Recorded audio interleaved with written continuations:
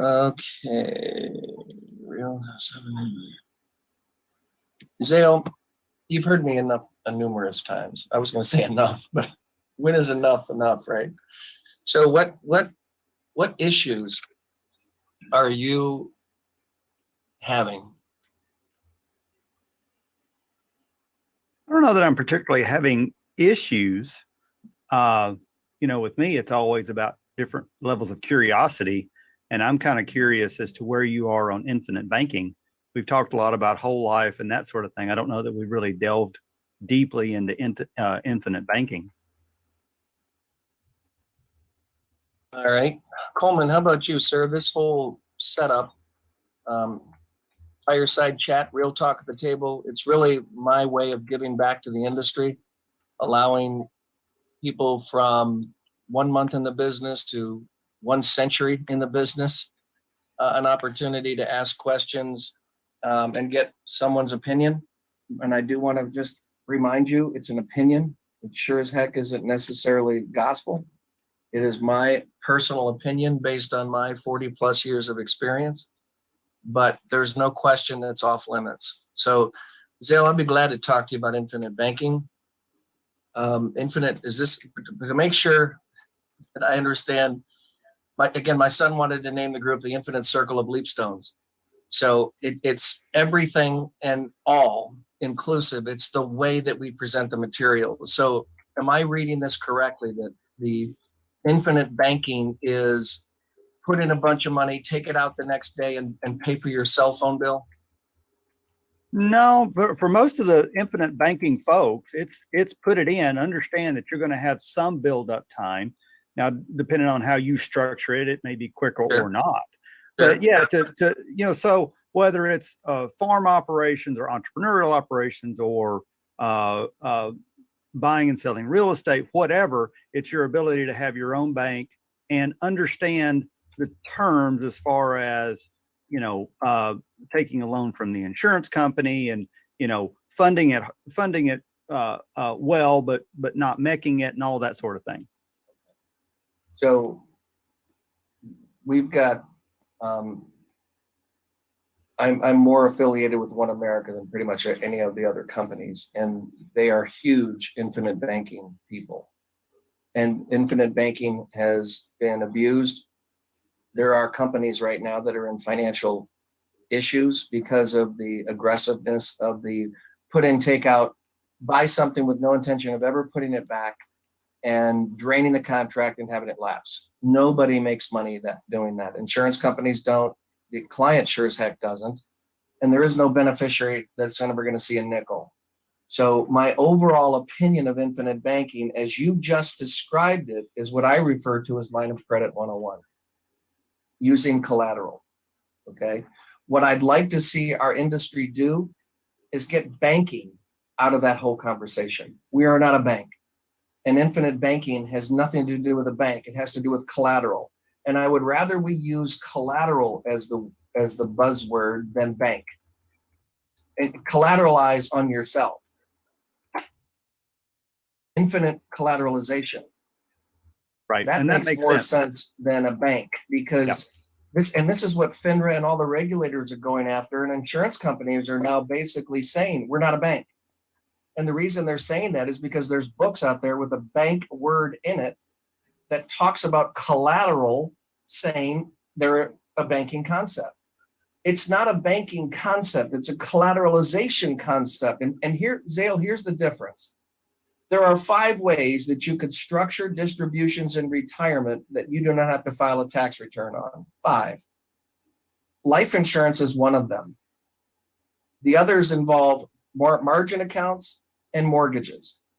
But the problem is I have to have the money or the equity somewhere else before I can use this bank on yourself, infinite banking, collateralization, whatever we want to call it, whatever the buzzword is of the day, it's all based on collateralization. And when we as an industry begin to wrap our head around the efficient use of collateral is so well known, the government has a tax code in place that the only asset that you cannot collateralize is probably the account that you have most of your money in. They know it. We don't. I didn't learn this until what, a couple of years ago? And I've been doing this almost 50. So think about it. You know, when we start understanding how collateral works, we have to first understand I have to have money. And what most people don't understand is having money in an IRA is not your money. It'll say IRA, FBOU, 401k plan, FBOU. The FBO part is all about for the benefit of. You don't own the money. You can't collateralize it because it's not your money. And if you've been on enough of my webinars, Zoom meetings, whatever the heck these things are called, you'll hear me talk about banks won't collateralize your IRA. As a matter of fact, on your net worth statement, they look at that as a negative. In a lawsuit, unless you're in California, they can't even go after it anyway. You default on a loan, they have to wait until you own it. This is why I love the conversation about what is your cash surrender value of everything you own. My life insurance is easy. I look at this at the page. It says my cash value. That's mine. My IRA statement. That isn't mine. My 401k statement. That isn't mine. My 457. My pension. That's not mine. I'm the beneficiary. I need to remind everybody of the IMF report when the lady came over from Germany talking about the International Monetary Fund. She represented the IMF, and she was talking about how 9 countries in Europe, the most recent was, I think it was Poland, where the government sent a letter to their citizens that said, you did have this much yesterday. Today you have this much. The rest of the money was ours. We've let you borrow it. And we're tired of it. We want it. And this is yours.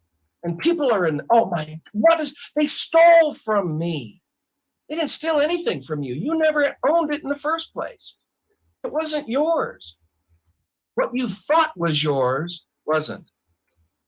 What I find, so the IRS knows you've got $100 in an account you think is yours. You can't collateralize it because the government doesn't even let you use all of it.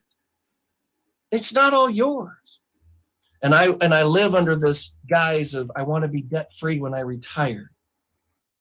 Yet their largest or second largest asset is in that account. They don't even know the amount of debt they actually have to pay.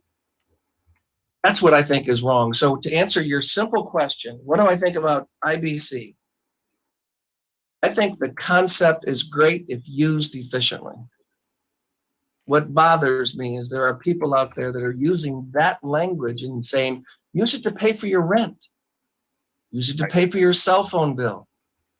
Well, those dollars will never be paid back because they think $1 in cash value is their money, and it's not. It's the insurance company's money. It always will be the insurance company's money. It's not mine. And then I can use it. Well, you can, but you better understand the structure of how collateral and debt work. Because if you don't, it too will lapse on you. Right. And that makes sense to me as why some companies aren't all that fond of it. I mean, it seemed to me it could be burdensome on some of these companies to, just continually make loans and trying to service loans and all, but when they're really not per se set up to do that. I mean, it's there, it's a feature. But, it's not like they've got somebody sitting there who just wants to do loans. So the company that I used to work for is now taking 4 months to process a loan. 4 months. And they think that's cool.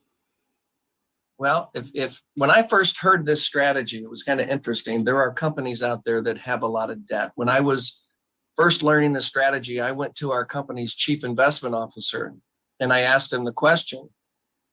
I'm concerned about 2 things. Number one, I'm only going to give you money for 10 years. Yet you're going to be on the hook for 50, 60, 100 years, depending upon the age of the prospect I bring to you. But you're only going to get money for 10. Does that bother you? And he says, if it's priced right, I won't care. If it's priced correctly, I don't care how much I get or how often I get it. And then the next question was, I said, when these people retire, you're going to be sending your money to my client. So not only are you not going to get rate of return on that money, but you're never going to get it back. It'll be taken off the death benefit that, yes, was priced accordingly in the premium. And I get it. You priced the product correctly, but the death benefit is going to be used to repay you. And he said, again, Tom, I don't even know what our debt is. We have so little policy loans. It's not even something that he looks at now. And now, Zale, here's the weird part. When I was talking to him, he was putting new money in at 3.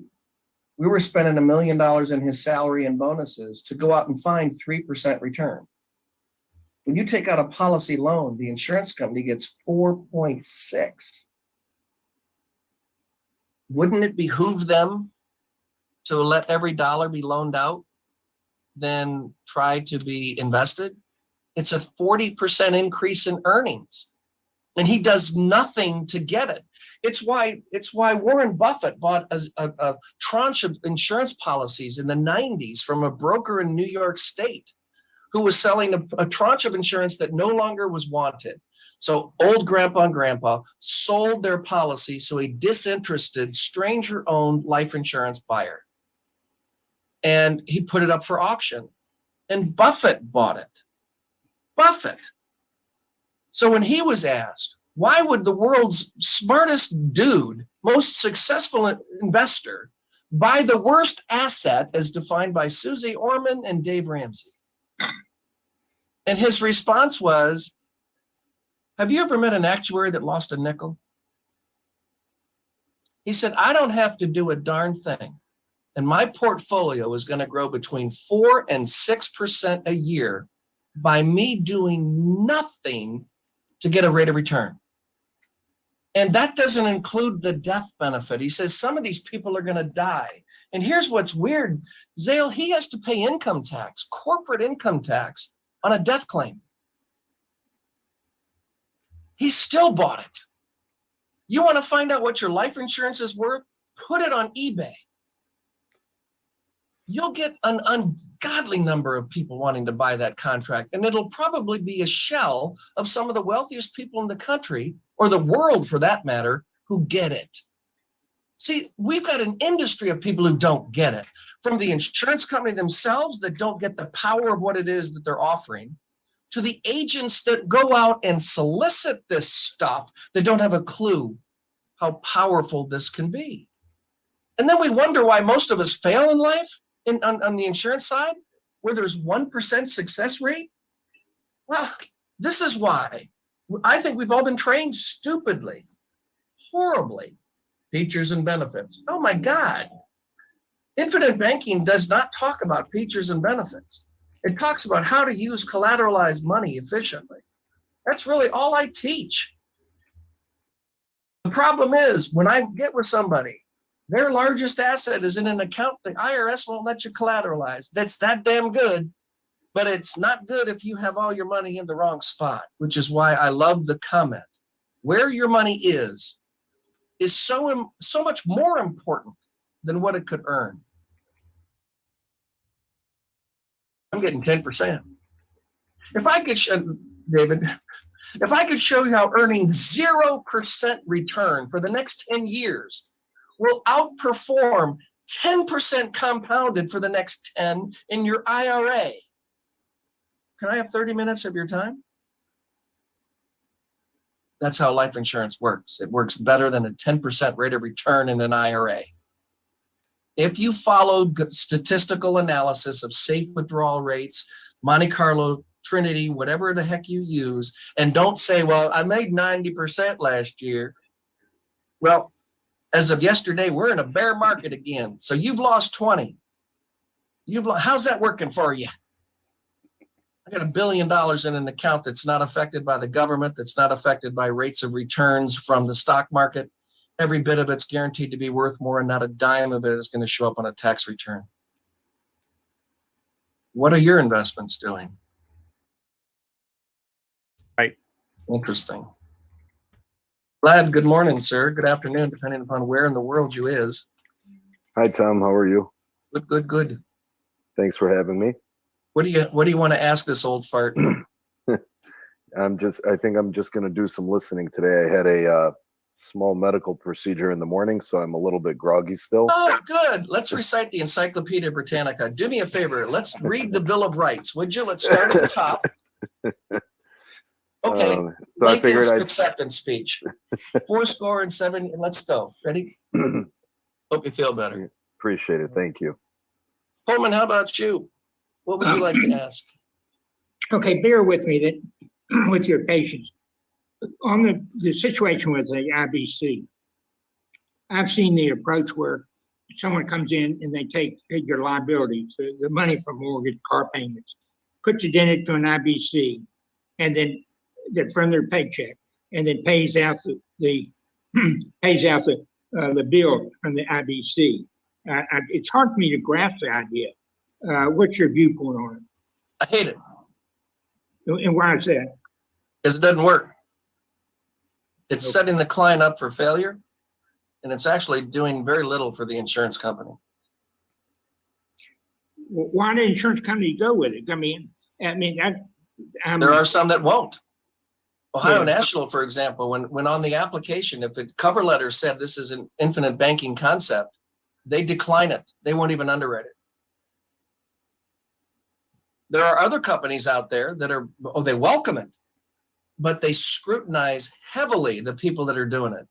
And if they find out that people are doing it that way, they're probably going to do a cease and desist or terminate them. Because that strategy, I have not seen it work. Now I'm working with people that do infinite banking with farmers. As a matter of fact, in the professionals forum we're going to have up here in February in Nashville, I've got the one of the largest producers of a big insurance company who does nothing but infinite banking with farmers. And she'll show you how to buy your tractor. But farmers also pay their bills. People who use this money to make their car payment will not repay that bill. That's what's wrong with it, Coleman. Do you do? Well, I've been introduced to it, and I've got some hesitation. That's why I asked your opinion, because you've been in the industry a long time, and you know it inside and out. I would run. Anybody who does that kind of introduction is selling features and benefits and selling. What we do is educate. I don't sell anymore, but I sure as heck write a lot of life insurance premium because people end up buying a lot because they're buying it, not because I'm selling it. And I know it's semantics. And if I were to go to court, the judge would say, did you earn a commission? And I would say, yes, I did. And then their attorney would say, see, you sold this. I get it. But it's really difficult to sell somebody on $100,000 premium as opposed to somebody with a smile on their face looking at you and saying, here's 100. Thank you. When can I write the next check? That's the difference. Okay, thank you. You betcha. Alonzo, how about you, sir? You are next. Hey, Tom, what's going on? I'd actually like to talk about I'm not going to call it the infinite banking concept since you've explained that, but the infinite collateralization concept with premium financing and single premiums. Is that something that's on the radar, possible, doable? Oh, I love single premium. And especially as a CD alternative for some of the older people, even though it's a MEC, I still love that idea. Single premium has a really good place in the distribution side of the conversation. What was your other analysis? With premium financing. I've never done a premium financing case, and I'll tell you why. I think it's a lazy way of finding money. Okay, I can see. Yeah, because they have to qualify for the loan. Correct. And see, what I do is I identify all the money that we could put into the strategy, and then we structure how to move it from your left pocket, carve any taxes out of it, and put it in your right pocket. So there are times, though, that, and looking at this as a financed premium finance case, we had a client who had a business worth 10 million. And I asked him, I said, would you like to eventually put that $10 million when you sell this business down the road into the circle that's never going to produce an income tax and under the current tax code? And he said, absolutely. And I said, do you think the bank would loan you $2 million? And he said, well, funny you should ask that. He said, this morning the banker was in my office wanting to give me a $3 million loan. I said, so if you would pay the interest on that loan, that will pay the premiums to jumpstart this. And that's all you have to do is take that loan value. And then when you do sell your business, you'll be able to pay the loan off from the bank and fund your life insurance with one check. Would you do that? And he looked at me and he said, why wouldn't I? And I said, because it involves going to the bank and borrowing their money. Now, the difference between that and premium financing, as I understand it, is initiated by the insurance company. And the insurance company and the bank work in tandem with the insured as the third party to fund the life insurance product. Under the example that I gave you, it's the client and his bank.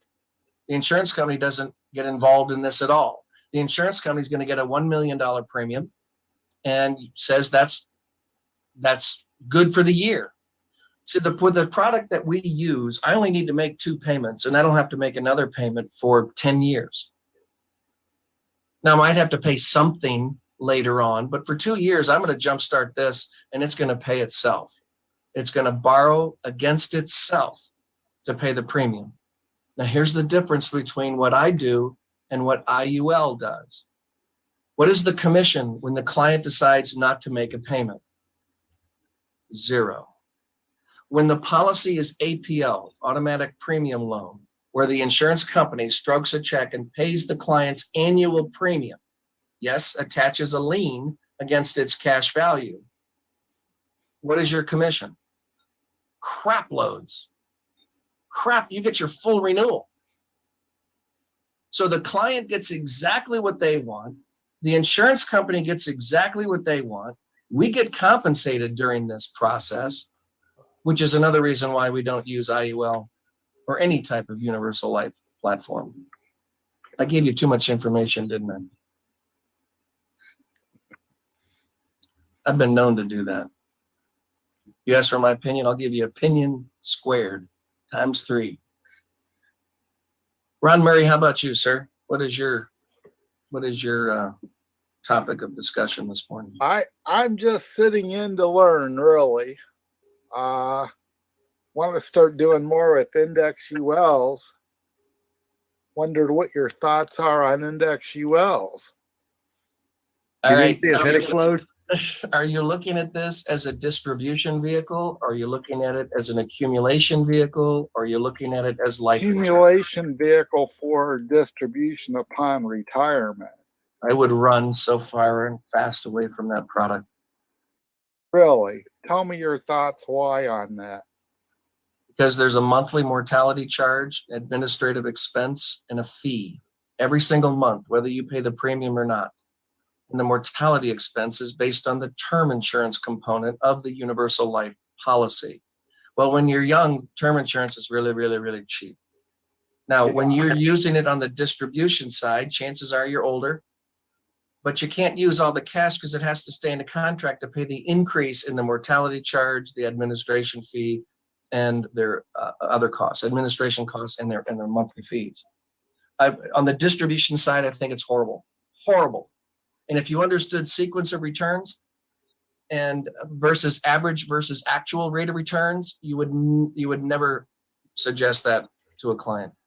And if you did, if you educated them without giving your opinion on how sequence of returns, the month you decide to buy the index is more important than the index itself. The month you bought it, you're probably going to say, you know what, I don't want to do this anymore. And I'll give you a quick example. If I had 200 clients, because there's 200 trading days in a year, if I had 200 clients that bought a $100,000 policy, all born the exact same day, so they are the exact same age, and they all bought the exact same index. One bought it on January 2nd, 3rd, 4th, 5th, 6th, and then the weekend. The next six clients buy the 8th, 9th, et cetera, all the way through December 31st. At the end of their respective year, their annual statement, not one client will have the same value than any other client. Yeah, I see what you're saying there. So that's because of the day that I bought, not the index that I bought. And our industry is allowed to tell you, well, if the average, it's an average return of X, well, actual is not average. So I just don't want to explain a product that is designed to not succeed. It's going to succeed. What's that? Good. On the accumulation side, it's like your 401k statement. It's pretty. Can't spend it, but it's pretty. And if you're going to buy it for the death benefit, then I think it's a wonderful product. On the distribution side, I don't. My personal opinion, there's a lot of successful people out there that are selling IUL on the distribution side. And I'll finish it with this. Who do you think is going to be benefiting from an attorney's interpretation of 40 pages per illustration that you must sign off on? Yeah. That's right. They do want those signed illustrations. Yep, I think it's designed to have you lose in court. Full disclosure. Okay. I have Yeah. been fully disclosed. It's the size of a New York City phone book. Yeah, those illustrations are lengthy. One more quick question, Tom. With funding these, is there like a sweet spot where it makes sense for clients? Like I'm seeing a lot of stuff online where people are like, if you're not spending $2,000 a month, it doesn't make sense to do. And I think there may be certain budgets that it still fits in. I want to throw up. So here's that is nothing more than a sell. That's selling. It's not allowing someone to buy. That's shoving features and benefits down their throat. Here are facts. Life insurance from participating whole life carriers have bands. They call them size break bands. 50,000 and below has a cost per thousand. From 50,000 and $1 to 100,000, you get a little bit of a discount. Anything over $500,000 in death benefit, I don't care what age you are. And at 30, you sure as heck can buy $500,000 of death benefit for $2,000 a month easily. That's the sweet spot. By face amount. Now, this will blow your mind. The sweet spot by age, 55 to 60. And please don't ask me to explain why. I'm not an actuary. But every illustration I've ever run shows value maximized in that 5-year time frame, which goes against everything that Solomon S. Huebner talked about in the American College. Buy all the life insurance you can when you're young because it's cheap. Yet when you look at it on the distribution side, life insurance cash values are maximized if you buy it from the age of 55 to 60. So when I get someone who's in their late 50s that says, gee, I should have done this when I was young, like, actually, you're in the belly of the sweet spot of this whole strategy. Is there a bad age to buy this? No. And there are carriers, Mass will issue a policy to age 85. That age to buy what? Life insurance. Oh, yeah. They'll issue it at the age of 85. They'll sell a 10-pay to an 85-year-old. Why would you do that? Well, think about it. If the 85-year-old hasn't spent their IRA, they hate it. They hate it. Dumbest thing they've ever done. Why? Because they succeeded in life. And it's the worst place to touch money. And that's the accountant's conversation. They're the one that recommended you do this. And now that you did, it's the worst place to pull money from. So you just keep letting it get bigger and bigger. They hate them. They hate them. So what if I were to satisfy RMD and I made the death benefit 50% greater than what it is right now with one check? One check. And I enhance the tax exempt status of your IRA 50%. with one check, especially if you're not going to use the money. Makes sense to me. I remember when we first started doing this, the company I was with, they issued policies up to the age of 70. And they wouldn't do a 10-pay past the age of 70. And the chief actuary at the time came into our group's meeting and he said, I can't understand why people 70 even want to buy life insurance. Well, that's the actuary. Wow. I don't know why you have a job, quite frankly. So I explained to him what we do, why we do it, and how we do it. And he looked at me and smiled and he said, you'll have the policy issued to age 75 in 6 months. Let me work on it. Well, we got it to 75 and then interest rates stayed so horribly low for so long, they stopped. That's as high as it went. Mass, though, goes all the way to age 85. Good afternoon, Scott Harrell. How are you?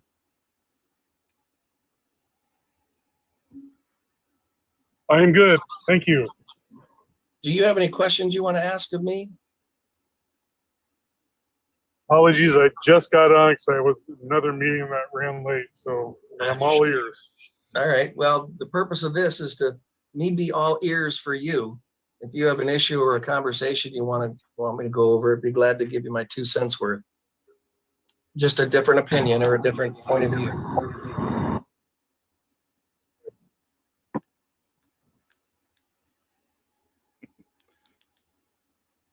Show of hands. Well, half of you have your cameras off, so give me the little icon that shows me that you've raised your hand. Who's subscribing to my newsletter? All right. I'm not. Not okay. I'm going to give you the address to this. Here's why my newsletter is different than other financial guys and ladies. What I do is I take a current event. I tell you what the people should know about the current event. I tell you what we should know as financial professionals about that current event. I then go into a rant talking about that current event, how it impacts people, whether it's proactive or negative to their belief. And then I help you with 4 or 5 conversation starters that allow you to become a person of interest built around that very same current event. We take the work out of building the conversations. We do the work for you is basically the tagline. It's I think it's $13, $14 a month. And it's on a monthly deal. What's different also is that the Tuesday following the issue, I have a Facebook Live where I explain all of those topics within that current month's newsletter and go over, again, some of the rants that are associated with that. Okay.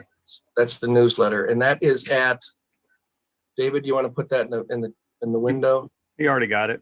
Got it? Yeah, I got it. Perfect. Hey. Thank you. Hey, Tom, I didn't get a September one. Do I need to email somebody or did one not go out or what? Yeah, it went out. I'm working on October's right now. Okay. Yeah, if not, let Bridget know. Go back, actually go to info at the Breakaway League. Yeah, that's what I was just going to respond on the August one I have because check your spam. I I've been do. known to I do. spam. I read yours along with one other one, and I was just noticing the other day that I had the other one, but not yours. Also want to talk a little bit about the Professionals Forum. It's a meeting that we're going to have here in Nashville.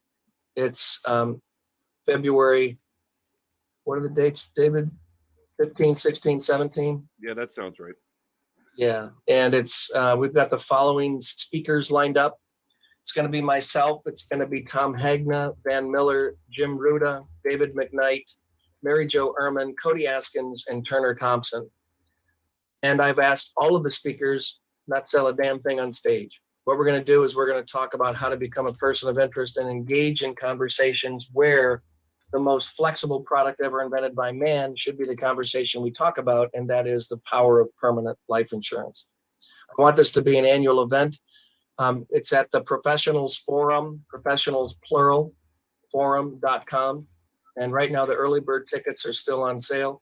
We do have a limited number of VIP tickets, which are the night before Wednesday night. There's cocktails and an opportunity to speak to all the presenters and the sponsors. That's one-on-one opportunity for that. And then I also want to announce that we're doing something in Las Vegas in November. And David, if you want to put that up in the chat window too, we're opening our quarterly meeting to the general public. So it's $300 to attend, which will basically pay for all the food. You got to pay to get there in your room. We're going to Treasure Island. It's $80 a night and a resort fee. But there will also be tickets to a Cirque du Soleil function. So I need a head count, but it's $300. But we're going to be there for 2 days, and we're going to talk about everything that I know about the presentation, how to build conversation starters, how to answer the question, what do you do for a living, and give you a feedback of what makes the Breakaway League different than any other organization that's out there. What was the gentleman's name, David, that co-wrote or co-authored Ojibwe? John Owija. By the way, Owija? let's clarify a little bit. It's not open to the general public, but it is open to non-Breakaway League members. We want professionals attending. So I wanted to make that distinction. Thank you. Yeah. I don't need grandma showing up for the scrambled eggs. Yeah. No. Yeah, thank you. But John and I were doing a joint meeting, and he said the difference between, he was the co-founder of Wealth Building Cornerstones, and the difference between that and the Breakaway League is, and these are his words, the Breakaway League is developed into a cult. And the Wealth Building Cornerstones basically sells software. So if you want to join the cult, if you want to join the vision and the mission about how to educate the average American taxpayer so they'll buy all the life insurance you possibly could sell them, that's what you'll learn at in Vegas. And that's at thebreakawayleague.com on the events tab. So is Owija mixing the Kool-Aid? What do you mean? He called it the cult, which doesn't surprise me based on comments I've seen from him. So I could just see him mixing the Kool-Aid.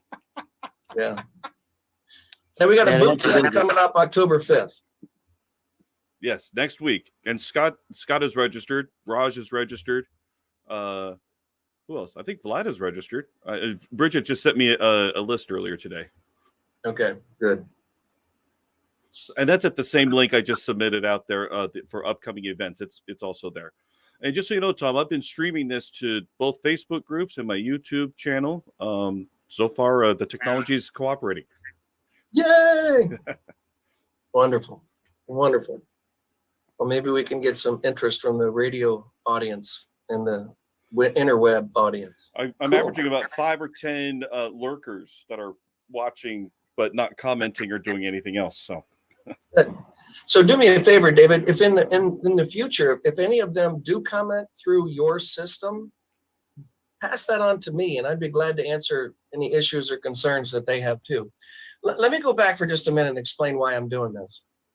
I got my license in 1978, and when I started, I mean, there were huge icons. It was the names of all the huge producers that you would never be able to talk to and never be able to simply call on the phone, if you will, the Ben Feldmans and the John Savages of the world. And it was interesting, if you did finally qualify for the $1 Million Roundtable, and they did show up to something like that, you couldn't get access to them because there was 1,000 people sitting around them. I want to give back. This business, this career choice has been very, very beneficial to me. I've been very fortunate, very lucky, and I do want to give back. I want to be able to share what I believe to be some of the stumbling blocks in achieving success and ways of getting around some of that and making this much more fun and easier. And that's really what I've spent the last several years doing, is getting back to having fun. And the reason why, and everybody on this call, when you got that letter from the state that says, or now, back when I did it, it was a letter from the state that says you were approved. You now just click a button on the computer and it says you are now licensed to sell insurance. How excited you were. You were going to change the world. You had vision, mission, drama. You had it all. And then this job gets to be rather frustrating. I want to bring back having fun again. And that's really what I want to do. At the Professionals Forum, we're going to finish the conference with a sports center-like setup, where we're going to have a half circle desk. All the speakers are going to be on the stage, and we're going to have 2 minutes to go over questions that the audience has put together. 2 minutes. And probably, I mean, the worst thing you can do is give 7 gifted people who know how to talk, limit to 2 minutes amongst 7 people. I'm probably going to be laughing my ass off. I'm looking forward to just simply laughing my butt off. But it's going to be an opportunity for we're going to have a professional sportscaster be issuing the questions, and then we're just going to sit back and answer them. It's going to be fun. It is going to be fun. That's going to be the wrap up on Friday. Nashville, one of the best cities in the world to have fun in. Yes, What's I've the been deadline on replaced the by a early bird? sportscaster. Yeah, you're not going to be the sportscaster. No. What was that, Zale? What's the deadline on the early bird? October 31st. Okay. No, October 31st. Now, by Tickets. the way, Tom, Vlad asked a question in the chat. It says, Oh, Tom, okay. I do have a question. You mentioned how you structure a type of policy where there is one payment and then you use an APL for the second payment. Can you go into more detail in that strategy? And I'll just Sure. add that we definitely go into that in detail in the boot camp. So I wanted to emphasize that. So if you get the impression that you're one and done, I misspoke. It's 2 and done. You have to make the second payment. So the cash value growth in year 2 on a 10 pay is pretty much equal to the premium. Now I've already got a year and a half worth of cash value growth because I paid 2 years of premium. So I got some cash in there. So when you ask the insurance company, what is the minimum I need to pay in year 3 to pay the 3rd year premium? The answer is 0. You don't need anything if it's a properly structured 10 pay. Now you still get your renewals. They still get their premium credited. Now they do have a loan. But they have the cash somewhere else still invested. So we still have the same net death benefit. See, if I had 100,000 in my checking account and I choose not to make my check payment this year to the company, and instead I have the company pay it on my behalf, if I pass away, my death benefit will be reduced by that 100, but the cash that's still in my checking account is the other 100. So my net death benefit during this whole process of minimum funding is still intact, because we use the idea, you've got a crap load of money that you want to put into this strategy, but it doesn't have to come in equal amounts on an annual basis. But if you'll give me 2, I'll pay through the collateralization the following several years without any compensation at all. Okay. Did that answer your question, Vlad? Yes. I've opened my chat window now. Okay. Yeah, Very good. thank you. And if I could just add one more, in terms of, do you ever get into the whole, and again, this has been answered many times previously. I apologize. It's only my second time listening to you. The whole split with, base to PUA. Do you get into any of that, or Yeah, I have to now, because the company I work with all of a sudden is deciding to redefine what a definition of a dividend is. So let me be extremely clear on this. At 65, I never would have thought I would be having a conversation about the importance of the word guarantee. So let me ask you, Vlad, if you're going to write a check for $100,000 and you're going to use that to buy crappy trash value life insurance, if the world should go to hell in a handbasket simply because interest rates have gone to poo-poo in a bag, how much of that 100,000 would you want to have at least a guaranteed minimum rate of return with? as much as possible? As opposed to as little as possible, right? Okay, so the illustrations that look the prettiest are the ones that show as little as possible. And the ones that don't illustrate as well are the ones that put the majority in the base. So here's the issue. I only know of one other company that does not do business in the state of New York that sells a 10-pay. And that contract, you can write 100% base. All of it's got a guaranteed rate of return to it. And anyone who does business in the state of New York must, by law, develop their own company's hybrid of PUAs, term insurance, and base. And if those companies that are out there, I'm talking about the Guardians and the New York Lifes, the Mass Mutuals, and all those big boys, if their dividend should go like Ohio Nationals, we don't want to pay much, then the only reason why Ohio Nationals contracts are still okay is because of the guaranteed component. And if I've got 10% base and 90% PUAs, there is no guaranteed rate of return on a dividend that has been paid. Let me be really clear about this. Once the dividend is paid, it's guaranteed by the company to stay there, but there's no growth guaranteed on that dividend once it's paid. Now, if I got some in the base, that's guaranteed to be worth more every month. Guaranteed. So rather than ask an agent, how would you design a product? Explain it to the client and let them tell you what they want to buy. That way you're not going to be sued because you didn't woulda, shoulda, coulda, mighta. They bought what they bought because they got it. They saw the good, the bad, and the ugly. And again, 4 years ago, I wouldn't have had a conversation about guarantees. 50 years of doing this, guarantee, that's stupid. That was the left side of the ledger that never amounted to anything. Except the company that I gave billions to is now deciding to say, look, that's all there is. Ain't no more. It's guaranteed. Little bits of dividends, not much. Instead of a $60,000 dividend, we'll give you one for $341. Oops, they did a little miscalculation. So that's a great question, and one that I always talk to the client. Once they're approved, when we do the product design, we talk about that. But I'm not ignorant to the fact that if I put something in PUAs, I do get some policy enhancement year one. What's neat about the company that I use is all base has 25 to 35% first year cash value anyway, with no PUAs. Thank you. Betcha. You betcha. All right, anybody else? I find these meetings to be good. I'm going to ask a favor of all of you. Please go on your respective social media site and talk about this stuff. If you're members of insurance groups, please go on the insurance groups and talk about this, because I'm sure if I was new in the business, I would love an opportunity to bounce an idea, a question or an objection off of someone who has made it in this business. And I want to give back. And I appreciate your help. Raj, I haven't asked you, did you have a question you wanted to ask?